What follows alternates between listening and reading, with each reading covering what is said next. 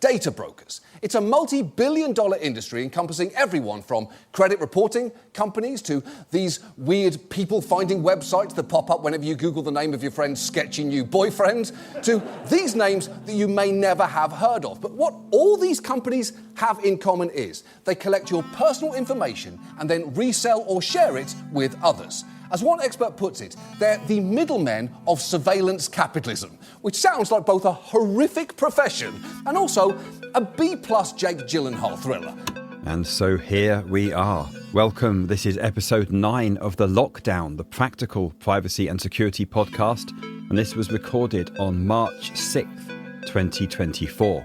And in today's show, I have Lawrence Gentilello, the CEO and founder of Optery, discussing how you can remove your information from data brokers and people search sites, removing your digital footprint from the internet.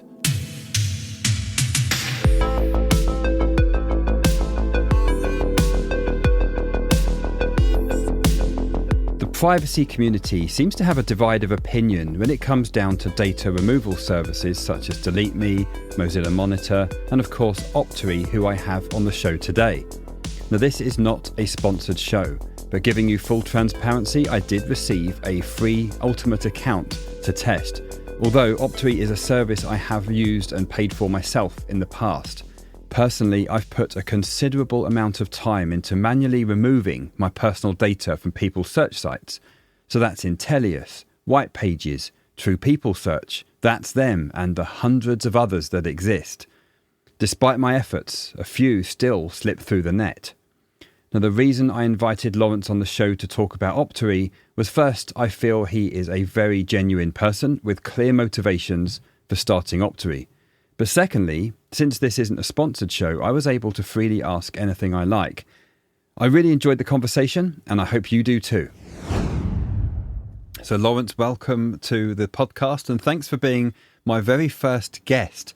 So with that, would you like to introduce yourself and tell us a bit about Optery? Definitely. Yeah, thanks, Ray. Really honored to be your first guest. And I've definitely had the opportunity to listen to a lot of the past episodes, and it's a great podcast. I'm really excited for people to get access to this information, as it's really helpful. And so, yeah, how did I get started? One is I live in the San Francisco Bay Area, and we started Optery a few years ago, and we make opt-out software. And the beginning of Optery really started in 2011 when I joined a company called Blue Kai. And so Blue Kai was a real pioneer data broker that was selling cookie data. And so I worked there for a few years, and we were bought by Oracle. And Blue Kai was the first kind of inception of what today is the Oracle Data Cloud. And when I joined Blue Kai, it was, at least for me, a more innocent time in the world of kind of data and using people's information for marketing. At the time, it was really a lot about kind of retargeting and better targeted ads. And there was a lot of people that sort of joined the space, as did I, really just thinking, okay, well, this is more about marketing and about better ads and personalizing a website for somebody based on maybe the past purchases. And then over time, the space became much more kind of weaponized. The liberties that companies were taking with people's data became more and more brazen. And the pursuit of profit and the lack of regulation and just the entrepreneurial animal spirits really took things to kind of a dark place. And so over time, I ultimately left Oracle and went to work at Accenture. And at that time, there was these new laws that were starting to get passed, like GDPR in Europe and the California Consumer Privacy Act. And I felt like there really needed a piece of software that delivered opt-outs to companies automatically. The other thing that happened around that time was I was a victim of identity theft, and I traced back as best I could. I don't really know with 100% certainty what happened, but I traced back a data broker, people search site, to part of the identity theft act. And so I went and started to try and perform some of these opt-outs myself, and I sort of said, there's no way. And that was kind of the confluence of factors was, one is kind of becoming more kind of upset with what was happening in this data world, and then two, becoming a victim of identity theft, and then feeling like there needed to be a piece of software that consumers could use that would automatically scan for these data broker sites and then submit opt-out requests on their behalf, because the problem as an individual is very intractable for many. I find what you said about identity theft really interesting. In fact, I was in a taxi with someone just last week on my travels, and I was talking to him about some of the things I do, wearing a tinfoil hat, as it were.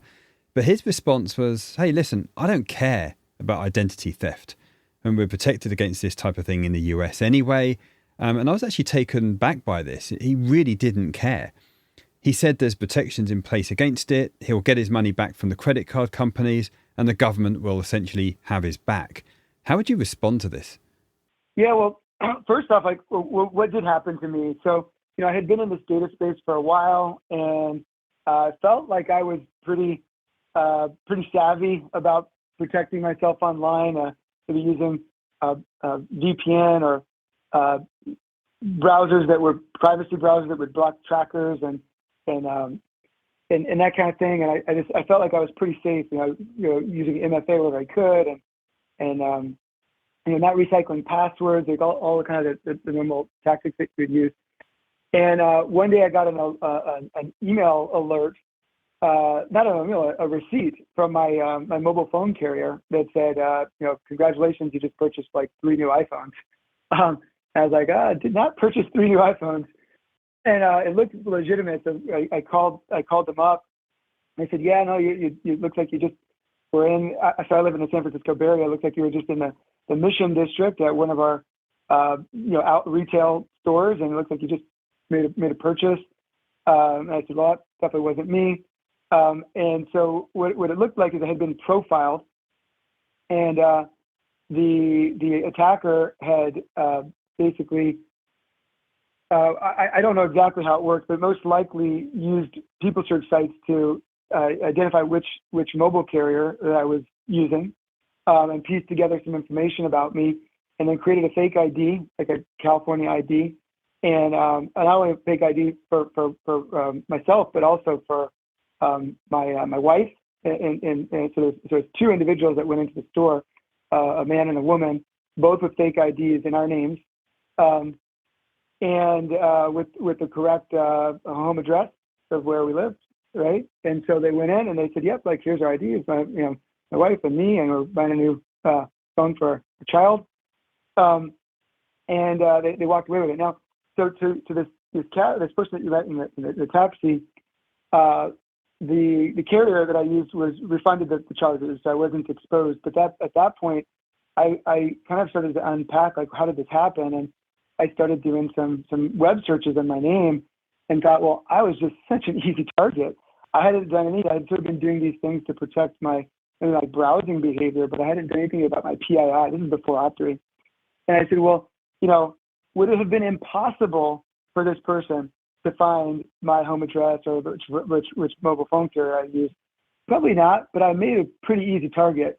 I was basically just like a pretty ripe target. And so at that point, it really was disruptive to my life, right? So I kind of I basically implemented a credit freeze, and I started just, doing a lot of things. I think I had to, I had to do a lot of like remediation work to kind of repair the damage. It basically took a lot of my time. So I'd say if, ultimately I didn't get charged the money, but it took a lot of time to fix the damage. Also, that there must be a psychological element at play here. I know if this happened to me, and certainly my family, they would freak out. I think just at the idea that someone's out there walking around with some fake ID and their details are on it. Did you have those thoughts and think, they're going to use this ID and do even more bad things in my name? Absolutely. I felt very violated and very vulnerable. And my wife as well. We were definitely really, nothing like that had ever happened to either of us before. And I ultimately went and filed a police report. So I went to the police station and filed a report. And I was chatting with the officer who was kind of taking my statements. And what he said, they probably done this and they're probably moved on and they're just going to move on to the next victim. I doubt that they would use it again. Usually when they do something like this, they kind of just will keep churning out new IDs and looking for new victims. So I felt definitely very violated, but I think nothing happened since then. And I just felt like, okay, they moved on to the next, the next victim. But it definitely felt very, it was definitely a psychological impact for sure. Yeah. And do you know if your social security numbers were part of the identity theft? I'd hope these days that there's more rigor in checking those sort of things. But at the end of the day, I guess these are employees of a phone store. So what can you expect? Yeah, not to my knowledge. The social security number was not included to my knowledge, but I don't know. I actually did speak with the store representative that performed the sale. I actually called them and said, what happened? And I spoke with the individual, and he was like, yeah, they basically had all the right answers. They had IDs in your name and your wife's name, and they had all the answers for us. So I don't remember that social security number was part of it. Still, it's still your identity. And this is what I often say, that you've heard this, I'm sure, many times, and people have this, I've got nothing to hide. I don't care about privacy. But my response is always, well, you have a lot to protect, your identity being one of those things. So why shouldn't you care? And this was an interesting conversation I had just last week with this person. I won't mention names, but I was quite shocked that he was like, no, I don't care about this stuff. So just moving on to Optery then, I noticed you've got a lot of data brokers, people search sites on there, probably more than some of the others I've looked at. First off, how are you even keeping up with that many? Because they must be appearing and disappearing all the time. Can you tell us a bit about that? Definitely. So I think we just added support for another 20 or so just today. And we have different tiers. So Optery has a free tier, and the free tier is obviously free, and we perform scans, so free scans. So we basically have a really powerful search engine that goes and searches and scans hundreds of data broker websites to try and see if you're there or not. And then it has self-service tools, like kind of step-by-step guides with screenshots of how to go and do this stuff yourself. And then we perform fresh scans every 3 months. So a lot of people prefer to do this stuff themselves, and we wanted to offer Optery as a free tool that's not only just some instructions, which are pretty widely available on the internet, but also some real powerful technology, which is the search technology that we have, and we make that for free on the scans. And then we have 3 different plans. So we have our core plan, our extended plan, our ultimate plan, and they each cover different data brokers. The core plan, 100 and something data brokers, extended 200 and something, and ultimate today at least is at 300 and something. And then for the highest tier plan, ultimate, we have for something called custom removals, which is basically if there's a data broker that we don't yet cover, you can submit that and we'll make a best effort to remove it. And to your question, how do we stay on top of it? And I mentioned we just added 30 more. We have a team inside of Optery that is constantly testing new data brokers to be added. So, when we launched the company in 2021, we covered a little over 100 data brokers. And then, just steadily, month to month, week to week, day to day, we have a team of people that's constantly testing new data brokers, submitting the opt-outs manually, pushing on them in different ways, and then we productize them, and then we add more and more. We have a email newsletter, and every couple months or so we'll say, hey, we just added support for these 20 new data brokers or 30 new data brokers, and everyone's a little bit different. And that's what's really unique about our kind of our business and our industry as a whole is opting out from one data broker might be a little bit different than another. Some send them an email, some of them want you have to go through a web form and solve a CAPTCHA, and there's just a lot of different methods. And our view is just if you do it yourself, that's great, but can be really time consuming, and inevitably, even for people that do it themselves, they run a free Optery scan. We're going to find another 10 that they've missed, and if maybe they didn't miss it today, we'll catch another, 10 in 2 months or something. But to answer your question, it's a testing team in-house. That's interesting. And obviously we've got, I know I've got listeners that are very skeptical and rightly so, providing more data to a company such as yourself, you got to give some amount of data, or otherwise you can't find people. So what is it you need at a minimum? Is it like first name, last name, location? Yeah, definitely. There's certainly a spectrum of people out there, and as there is for everything. And some are just sort of will just give you whatever information you need and not even have any second thoughts or second questions. Others won't even go near Optery because they say, well, why would I give Optery my information? And then Optery is going out and searching on it on the web. And, I completely respect every different perspective. There's purists out there that just do everything themselves, and others that just say, hey, I'm just going to outsource the work. But in terms of what we require, so the minimum information we require is first name, last name, city, state, and year of birth. And it turns out with that information, we can find and remove your profiles with a very high degree of accuracy. And then we have additional optional information that individuals can add, like a middle name, or not just a year of birth, but a month of birth, or even a day of birth. Family members' names. If you go to these sites, they usually will list family members' names. And so I mentioned the search technology. Search technology has matching algorithms that might say, okay, there's 10 different people on this page with the same name, but what's really variable is the family members that are attached to each name. And because you've entered 2 or 3 family members, we can say, oh, we'll just use John Smith. There's 10 John Smiths, but only one has matches for the family members that you input. So that enables us to say, okay, that's the John Smith that we need to remove. So that's actually tends to be very helpful for our matching algorithms. And then there's other things you can list, like, for example, past cities and states, or addresses as well. And so it's really just a matter of comfort level.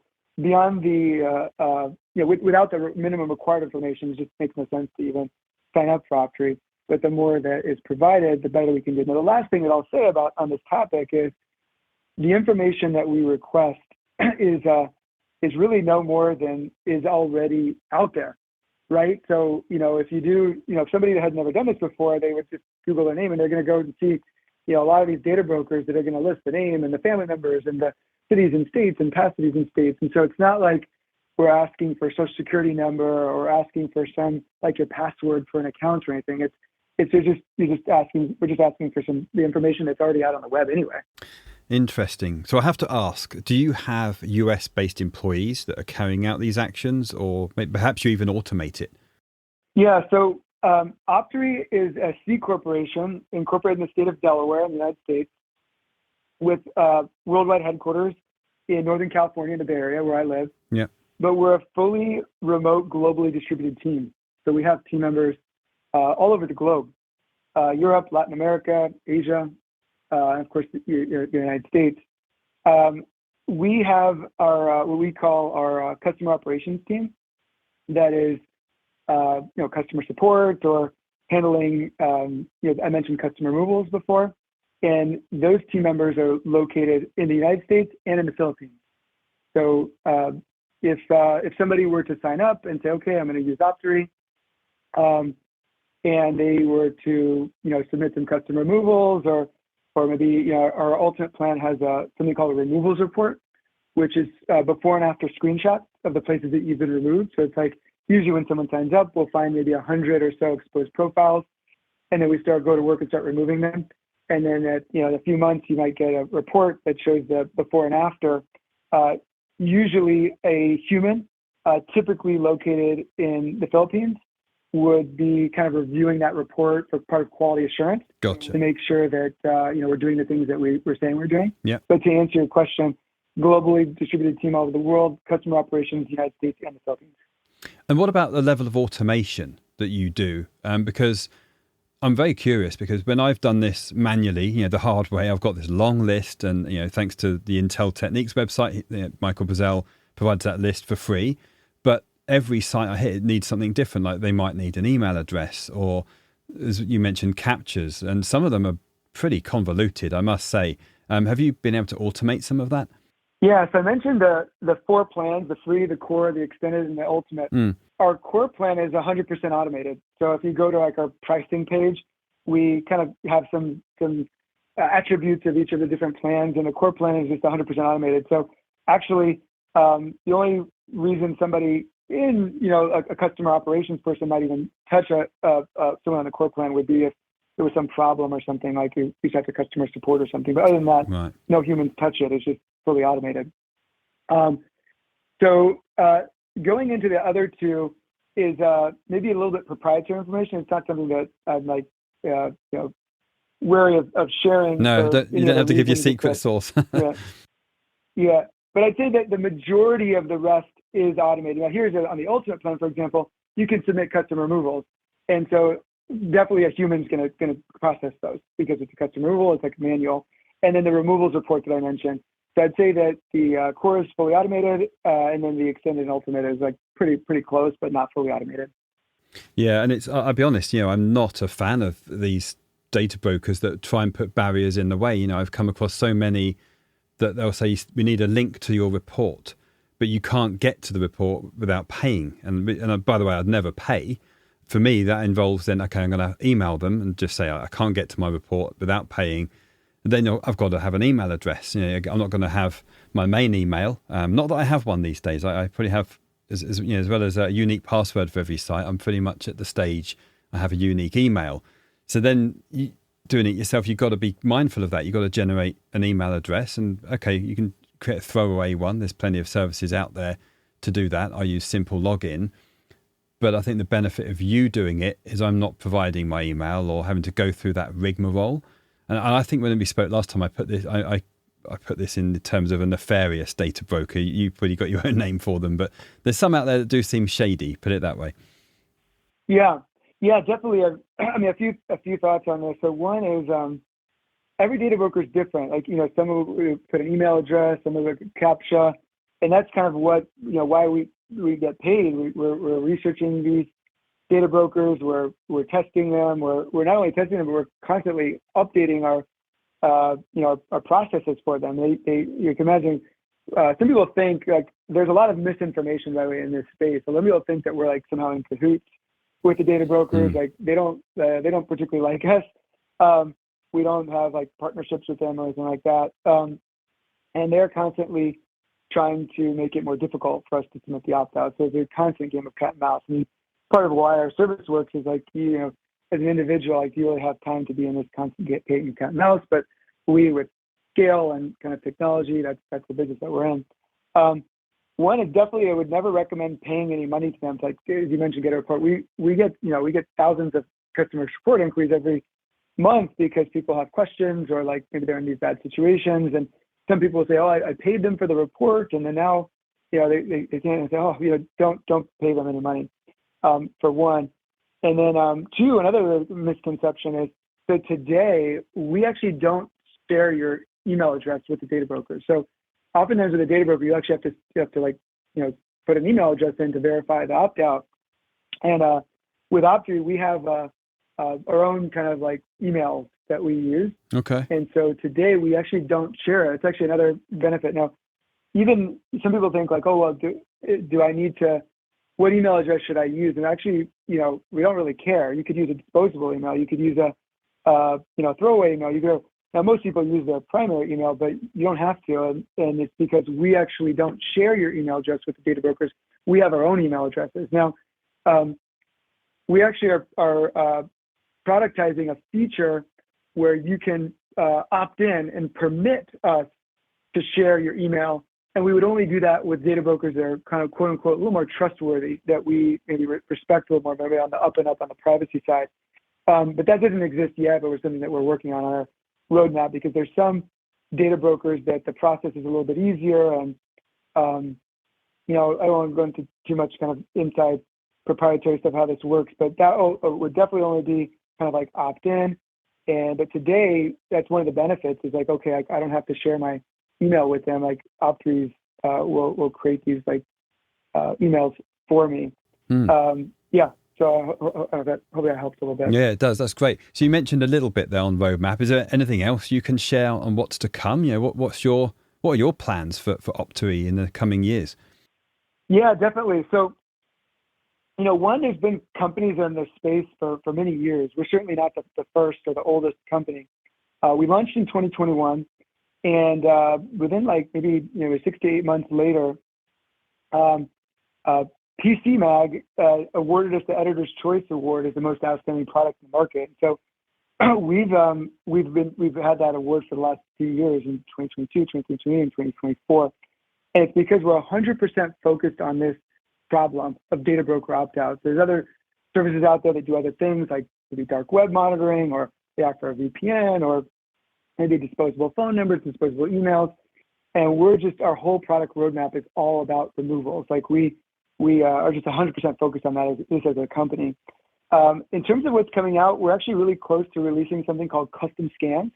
So our scans are something that's really unique. If you read some of the reviews about Optery, and if you read like the PC Mag review, for example, it just like the scans that we produce, like there's nothing else out there like them in terms of the results that they produce. And we get a lot of people that email us and say, hey, can you run a fresh scan? Or can you run a scan in a different state, or a different this or different that? So we're actually very close. Within the next month or so, we'll be releasing custom scans where you can actually just go in and run a scan on your own. Now, there is a charge for that, but you can just run a scan. And then the common use case for that would be like different cities and states. So like maybe somebody like lives in Austin, Texas today, but they 6 months ago or a year ago they lived in Seattle, Washington, and they wanted to sort of manually run scans in different cities and states. If you've moved around a bit, you can oftentimes see different profiles in different places. Our technology does a really good job of kind of recursively searching and removing through these different cities and states, but oftentimes people just want to do it themselves. So the custom scan is something we're really excited about.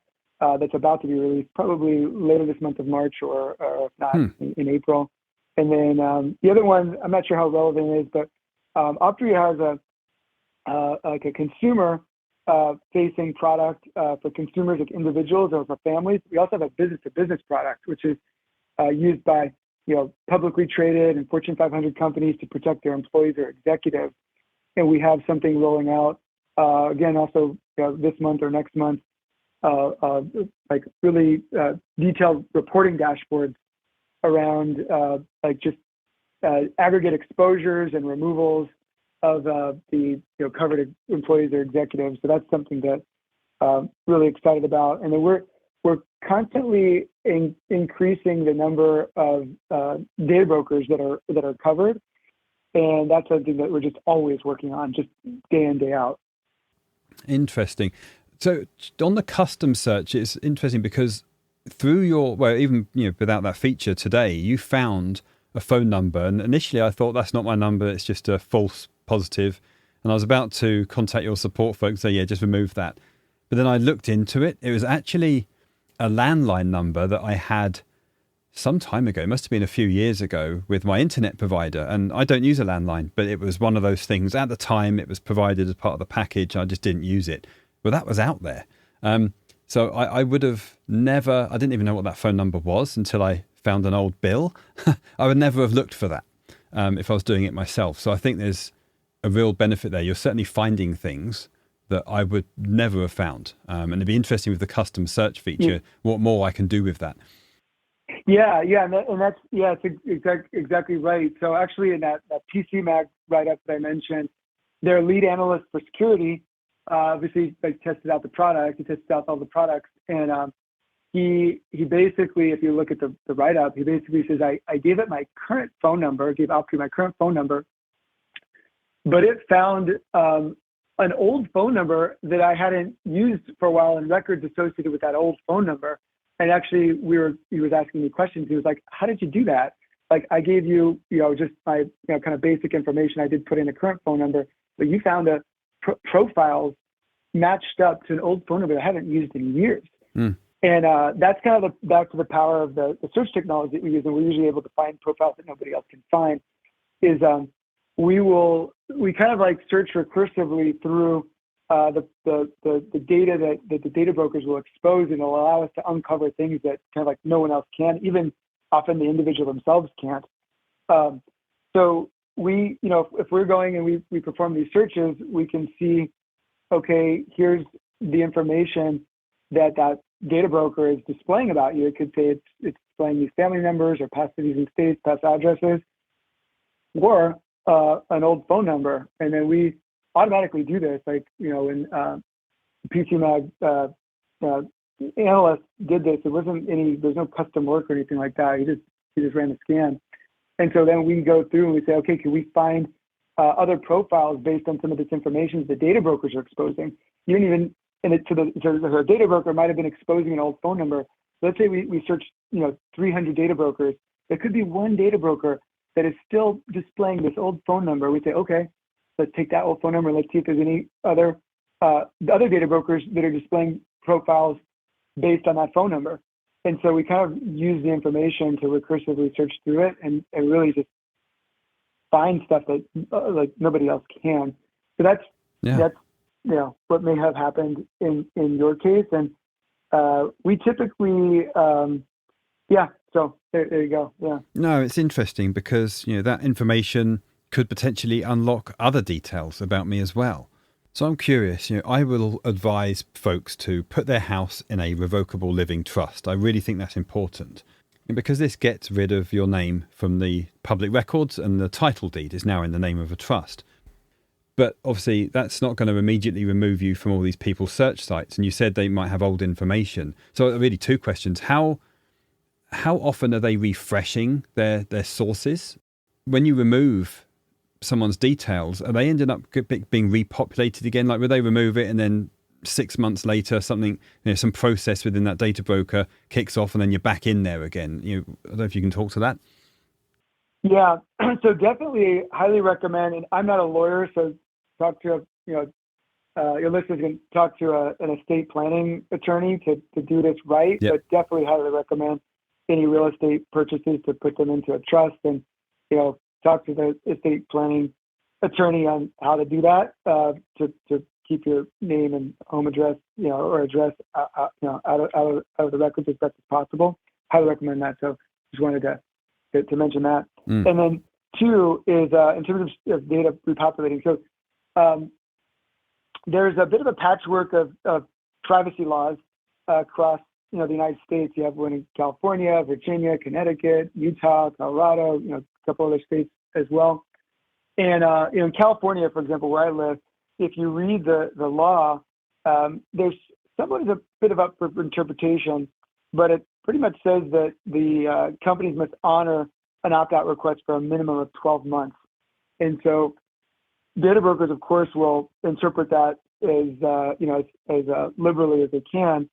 And so typically that gives them a reason to add you back after 12 months.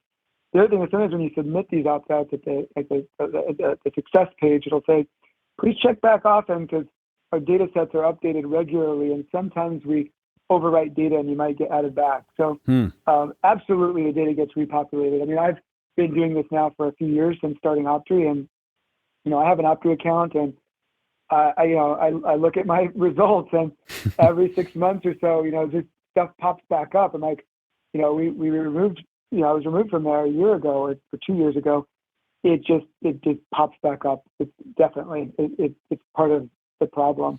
Yeah, it's interesting. I'm sure without your lawyer present, you won't answer this, but joking aside, I would love to find a way to poison the records of these data broker sites to give them disinformation and just throw the scent off the trail there. Yeah, definitely. I hear that a lot. I don't know if I've ever heard like somebody doing that super successfully, because a lot of it ties back to like census data and real estate transactions. Of course, yeah. The data brokers do a lot of kind of like data claim. The data broker data sets are not perfect. That's part of the problem, is they're often wrong. Like sometimes we'll get someone who will complain and say, hey, like I'm still there. And then we look into it and say, oh, because the data broker has the wrong birth age. So our search engine was looking for someone that was, 40 years old, and it says you're 35. And so we basically said, oh, that's not you. And then they said, no, but that is me. So the data broker databases are not these pristine, perfectly accurate data sets. That's part of the problem. And then there's definitely always kind of this idea of like, okay, we can poison the data sets, and you can definitely do that to an extent by starting to just use different names. I think just using aliases is probably maybe even a better thing. It's just like, rather than try and corrupt that, just use different names. But then I don't have a good answer for that. I know people talk about it a lot. I've never heard or read of any like silver bullet there that really nails that. But I know people. Yeah, well, perhaps if there's someone listening that has that silver bullet, they can share it with us, because I would love to know. Yeah, Yeah, that that one too. data source Yeah. all the brokers are using, that I can ingest some disinformation. But moving on from that, you mentioned when we last spoke, you mentioned you have an API. Is that something you can talk about? I was very curious, what your user base for the API is and the use case around that. Yeah, definitely. So. So we have even kind of like the evolution of Optery. We started off just in 2021, just a product for individual consumers, and then we had a lot of people that said, "Hey, I have family members," and so then we had the Optery for Family. So you can add family members, you get discount by the additional family members that you add. And we had a lot of businesses saying, "Hey, we've got 100 employees or 1,000 employees or 50 executives. Can we cover our team members at our company?" That's Optery for Business. And then we started getting companies that saying, "Hey, we're a cybersecurity company, or we have a financial services application. Can we white label or can we embed your functionality into our product?" And that's the primary use case for the API. Interesting. Where they have it's sort of they have agreements with their own customers, and they list Optery as basically a data processor, and we're performing the opt-outs on their behalf. So that's what the API is. Gotcha. So they would have like their own user interface or web front end, but the back end is you guys doing the work. Yeah, and you could basically just rebuild Optery either individually, or typically what it is it's part of the solution. So Optery, it's probably even the name. So they'll say, well, why is the name Optery? It's opt-in, opt-out, like opt, and like factory or bakery or eatery. So we're basically just a factory for opt-outs. Interesting. I wouldn't have thought of that. Yeah.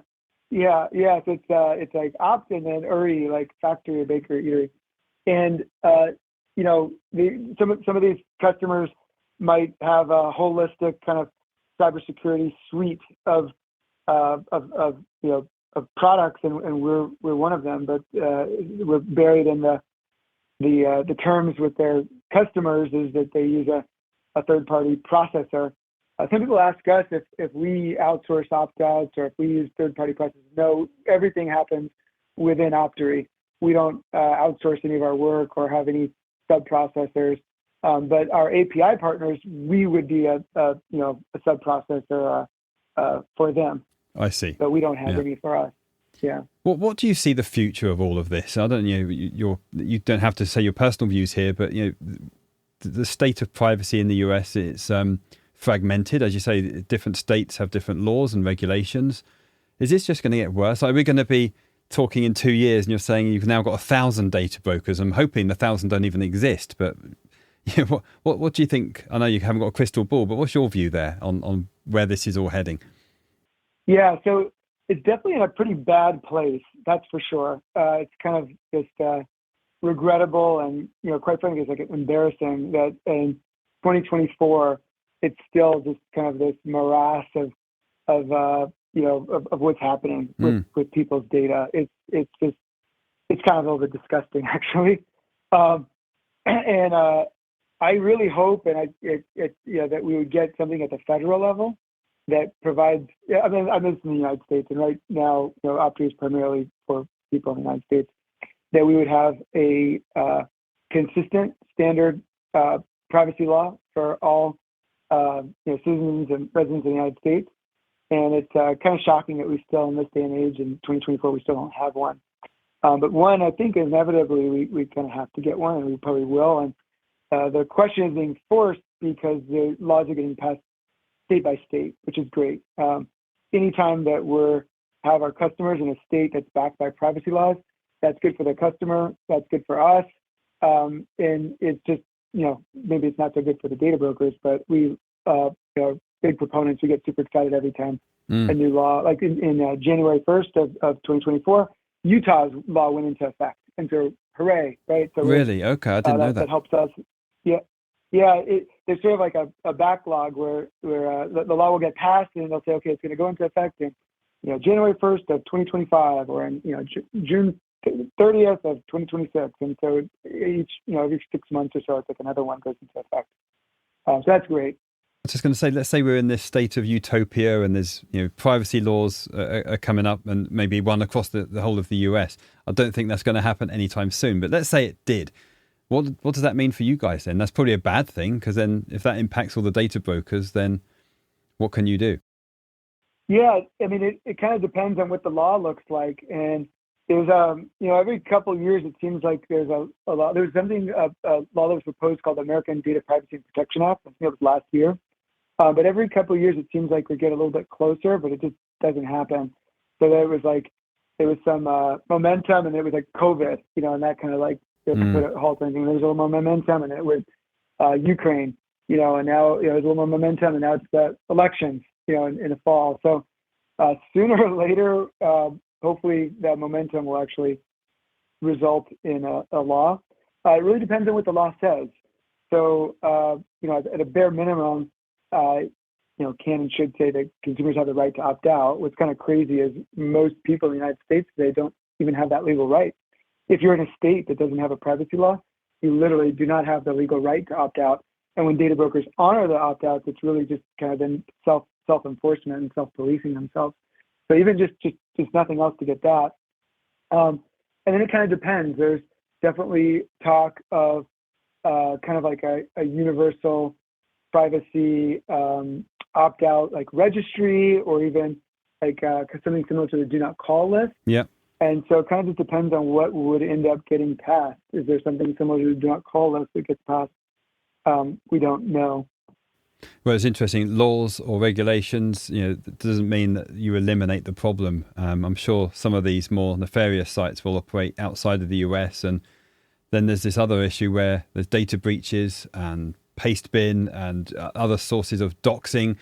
We could probably go down that rabbit hole. I'm sure, these data brokers are being used for, the info that people need for swatting attacks, which I'm sure you've heard a lot about, for Twitch streamers and other online celebrities are getting, the SWAT teams turn up at their house, which can be, people have died from that. So I think, this is a serious space, but unfortunately there's so much data that's public anyway, just through the public records, the counties. The data brokers are just monetizing off that, but I don't think it's going to be anytime soon that data disappears. Yeah, it's definitely a spectrum. It's sort of like, in some respects, it depends on who the adversary is. As the adversary, a nation state, they're probably going to be able to, get your information. But as the adversary, probably who attacked me with this cell phone thing, probably they were just, kind of scrolling through, these sites, and they profiling people in San Francisco, and they just like, oh, well, this is just like an open season on this guy because all his information's out there. And so it just a spectrum of protection that you can implement. Well, I think you were unlucky in that one respect that that he picked on you. That was just luck of the draw, I guess. But also lucky that it was just some phones and you got your money back, because I think someone's identity being stolen could be used for far worse purposes as well. So maybe, I don't know if you think about it that way, but I think also you've dodged a bullet. Definitely. Yeah, absolutely. Yeah, agreed. Definitely. So before we wrap up, you did mention you offer a free service, and I think this is a great way to start. Even for those wanting to do this manually and run through this themselves, they can use that list to get started. So any last minute thoughts or anything you wanted to share to anyone listening right now? Yeah. Thanks for the opportunity. One, just thanks for the opportunity to speak with me today. I really appreciate it. And I think that the objective of increasing your privacy and security is absolutely critical in today's day and age. And I wouldn't just do nothing. Like, even if you just take baby steps and do a few things. For sure. And I do think, actually, if you do nothing else, I'd highly recommend using MFA wherever possible, and not reusing passwords and using a password manager, and using different passwords anywhere and everywhere. I think that alone, just MFA anywhere and everywhere you can, and not recycling passwords and using a password manager with unique passwords for every site. That alone will do a lot to protect you. And I think everybody's got their own threat model in terms of what's important to them. Some people are hyper vigilant about browsing with a VPN and using different data centers that they're routing through each time that they're online. And maybe that's what's really important to you. And maybe other people, it's like, get my PII off the web. Well, there's services like Optery that can help you with that. But I think for the everyday person is, one is the MFA and the password, unique passwords, and then just step by step. I mean, it can be really daunting if you step back and say all the things that you have to do, but maybe you can just tackle one at a time, and then over time build a much stronger posture for security and privacy. Exactly. And I think, that's the key, isn't it? Is not to be overwhelmed and just do something. Like you say, MFA, unique passwords. And you also mentioned at the beginning, a credit freeze. I think that's I don't know why that's not the default, but we are where we are. But I think this is great advice. Well, listen, thank you so much. Let's talk again. It'd be good to catch up in the future, see where things are and how things have changed. Hopefully not for the worse, but I wouldn't be surprised if it does get worse out there. Thanks again for coming on the show. Yeah, great chatting. It was a lot of fun. There you go, my conversation with Lawrence Gentilello. We could have continued that discussion for at least another hour. I found it insightful, and I hope you did too. Now, even if the United States does get a federal privacy law, I think that's what Lawrence said he'd like to see, well, we'll still need services like these data removal sites, since many of the data brokers, I think, will just evolve, perhaps even shifting to data breaches. I don't think we've seen the last of the evolution of people's search sites, put it that way. Now, even with UK GDPR, in the UK where I'm originally from, they still have people search sites, believe it or not. It's not as prevalent, but one of the most well-known ones is 192.com. And 192 used to be the phone number for directory inquiries. This was back in the day where every home had a phone book, and you could just look up someone's name, find their address and phone number. And then in the late 80s and 90s, there was 192, and then that evolved into the website 192.com. But there are other services and sites as well. In fact, in the UK, there's the electoral roll, or the electoral register for voting records, which, like in the US, is also public data. Now, Lawrence also mentioned, as a bare minimum, we should all be using multi-factor authentication and unique passwords. I think, though, that alone won't protect your identity. And, if you listen to his story about the identity theft and the mobile phones being purchased, that serves as a stark reminder that we have to do a lot more to protect our identities. And just going back to the nothing to hide argument, as I always say, it's not that we don't have anything to hide, it's more what we have to protect. Now, I've mentioned this before, but I'm going to mention it again. Hunting apps. So there's apps for Android and iPhone, such as OnX Hunt. There's Basemap, Go Hunt, Scout to Hunt. The list goes on. Now, all of those apps provide people that are hunting with a map so they can see the land they're on and the owner of that land. And unfortunately, this extends to suburbia and neighborhoods as well. So you can literally pull up a map of your current location and see the owner's name over every house and building in the area. I really don't like it. Perhaps in the future, Optery and other services like it will remove our data from hunting apps as well. But we're really just scraping the surface when it comes down to people's search sites. Our data is in lots of other places. And this takes time. As we go forward, just be really mindful of where you're putting your data. Now, every order I place, whether it's for some pet food or a t-shirt, it gets sent to me in an alias name. And if it has to be in my real name, then I send it to a private mailbox.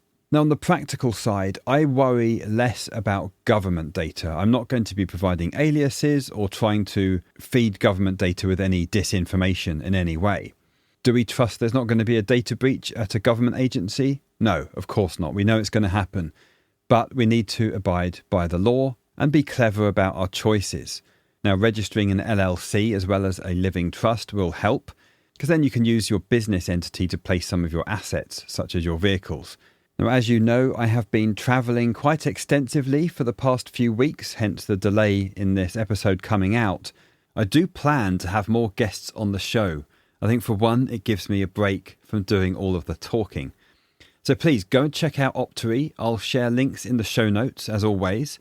Again, this conversation wasn't sponsored. I don't get anything either way, whether you sign up to use their services or not. But if you do want to support the show, you can head over to patreon.com/thelockdown. You can join the Patreon community for free or support the show through one of the paid tiers. It's entirely optional, of course. If you do sign up for the Ghost tier at $5 a month or the Redacted tier, you'll get early access to the podcast episodes. Now, in the next show, I'll be talking about my time at the SANS Open Source Intelligence Summit in Washington, D.C., and I'll be sharing what I learned there for both the offensive side of OSINT and also the techniques for defensive OSINT. And in the next episode, as well as talking about the OSINT Summit, I want to highlight the privacy debacle at Clear and the TSA pre-check lines and my experiences there. Don't worry, I haven't signed up for Clear. I think it's an absolute disaster for our privacy, so I'll be talking more about that. And also the alternatives for Authy.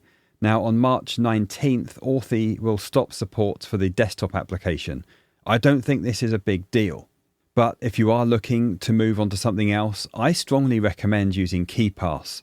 Now, just to address those that say you shouldn't have your multi-factor authentication codes in the same bucket as your password manager, let me ask you this. For every site you've set up MFA, have you created backup codes? Let's say you lose your device and Authy's on that device and you don't have a backup. Do you have backup codes in your password manager? If you do, you've essentially placed all the keys in the same bucket. However, with KeePass XC and KeePass DX for Graphene OS, you can have a separate password database, or in this case, a separate database just for TOTP codes. That's timed one-time password. And essentially, you're still maintaining separation. So I'll be talking a lot more about that. Now, one final note, I have reinstated the podcast email address, which is lockdownpodcast@protonmail.com. Now, I cannot guarantee I'm going to reply to all the messages there, but if you have any questions or suggestions for the show, feel free to send me an email. And when I first enabled the email address, I had an overwhelming number of messages. So again, I may not respond to every one, but I do read every message. With that, we're going to leave it there, and I need to go and walk the cat. See you next time.